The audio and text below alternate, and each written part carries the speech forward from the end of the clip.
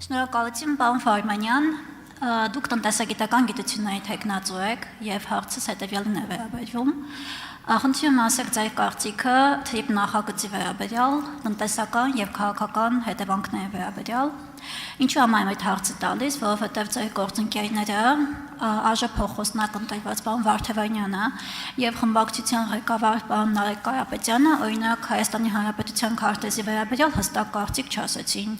Հստակ կարծիք չի հնչում խաղաղության պայմանագրի վերաբերյալ եւ այլ հարցերի վերաբերյալ։ Խնդրում հստակ ձևակերպեք ձեր պատասխանը թիպ նախագծի վերաբերյալ։ Շնորհակալ եմ։ Սկսեմ վերջից ձեր թույլտվությամբ։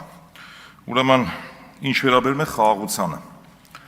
Դուք եք հայտարարում, որ խաղաղությունն արդեն եկել է։ Մենք չենք հայտարարում, մենք գտնում ենք, որ խաղաղության պայմանագիր դեռևս չկա կնքված կամ բազմաթիվ ռիսկեր, ձեր դիրքորոշումն է, ձեր կարգախոսն է, տեր կանգնիր խաղաղությանը։ Հիմա ուզում եմ հարց տալ։ Խաղաղության շրջանակներում դուք ասում եք, որ Ադրբեջանից մենք ունենք ապրանքներ ներկրվող, որը խաղաղության բաղադրիչ է, եւ այս առումով արդեն խաղաղությունը եկել է, մենք ապրանքներ ենք ներմուծում եւ այլն եւ այլն։ Իմ բազմաթիվ հարցազրույցների ժամանակ հնարավորություն ունեցել եմ այդ թեմային անդրադառնալ եւ մի պարզ հարց եմ տվել, որ արդյոք դա չի ենթադրում փոխադարձության սկզբունք։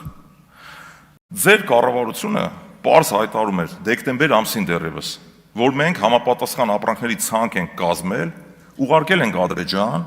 որպեսզի հասկանանք Հայաստանից ինչ է հնարավոր արտանել։ Չնայած ես իմ մասնագիտական կարծիքն ունեմ, որ դա անհնար բան է գործնականում, բայց հարց դեկտեմբեր ամսից առ այսօր արդեն օգոստոսն է։ Ինչ թեկուզ մեկ լումայի ապրանք է արտանվել Ադրբեջան։ Չկա։ Միանգամից ասեմ հարցի պատասխանը։ Այսինքն սրանով փաստում ենք, որ խաղաղություն դեռևս չի եկել եւ գոյություն չունի փոխադարձության սկզբունք։ Ինչ վերաբերում է թրիպ նախագծին։ Ինչպես մեր քաղաքական ղեկավարը, ինչպես մեր խմբակցության ղեկավար պարոն Կարապետյանը նշել է, ես այդ կարծիքը կիսում եմ,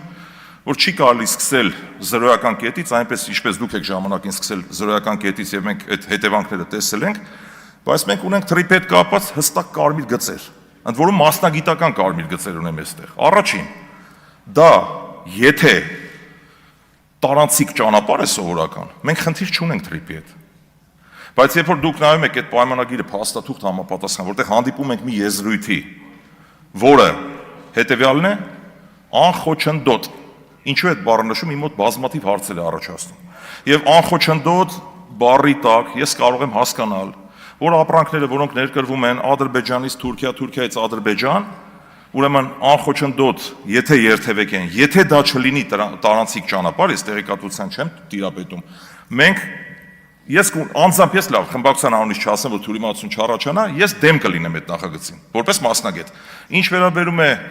անխոչնդոտի հաջորդ շարունակությանը, տեսեք ինչ խնդիր կա։ Եվրասիական միության պայմանագրի շրջանակներում բոլոր այն ապրանքները, որոնք ներկրվում են Եվրասիական միության տարածք, դրանք ավտոմատ ձեռք են բերում Եվրասիական ապրանքի կարգավիճակ, այնուհետև հեշտությամբ շրջանառվում են ողջ ԵԱՏՄ տարածքում։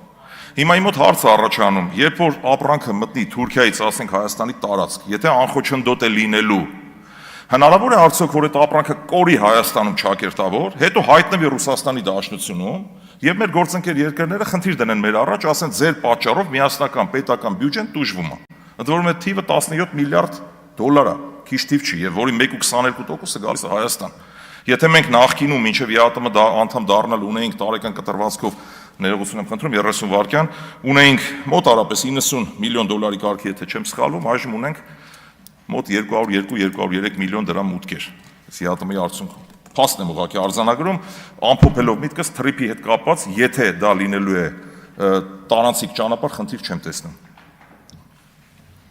Արձագանք Տիկին Սինորյան։ Պարոն Ֆարմանյան, այս իրավիճակում հարցերը ես եմ տալիս, ըստ էության, այսինքն դուք ինձ հարց ուղղելու հնարավորություն չունեք, հարցը տալու համար կա արժեկանոնակարգ օրենք, որը սահմանվում է, որ կառավարությանը կարող եք հարցեր ուղղել համապատասխան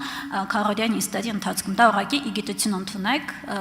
եւ կարող եք կանոնակարգ օրենքը եւս մեկ անգամ կարդալ։ Իսկ ինչ վերաբերում է թրիփին, բոլոր փաստաթղթերը հրապարակված են եւ դրա վերաբերյալ թե հանրապետության վարչապետը եւ թե արտգործնախարարը մի քանի անգամ արդեն մեկնաբանել են։ Ես միայն ուրախ կլինեմ, որ Հայաստանում խաղաղություն լինի, ամենայն անկեղծությամբ, ես միայն ուրախ կլինեմ, որ լինի փոխադարձության սկզբունք, ես չեմ չարախնդում, ի տարբերություն ես չգիտեմ, այլ քաղաքական ուժերի չեմ ուզում թերագնահատել, ոչ էլ ուզեմ մեր հետ համեմատել, մենք ունենք պետության, երբ որ մի խնդիր բխում է մեր երկրի, մեր քաղաքացու բարեկեցության շահերից, ամենայն անկեղծությամբ, այդտեղ չի կարելի ասել, այդ իմ ասած օրինակով ձյունը սպիտակ չի։ Ձյունը սպիտակ է։ Հիմա դուք հարցրեցիք թրիփից, հստակ պատասխանս հետեւյալն է. եթե դա լինի տարանցիկ ճանապարհ, բացարձակ խնդիր չկա,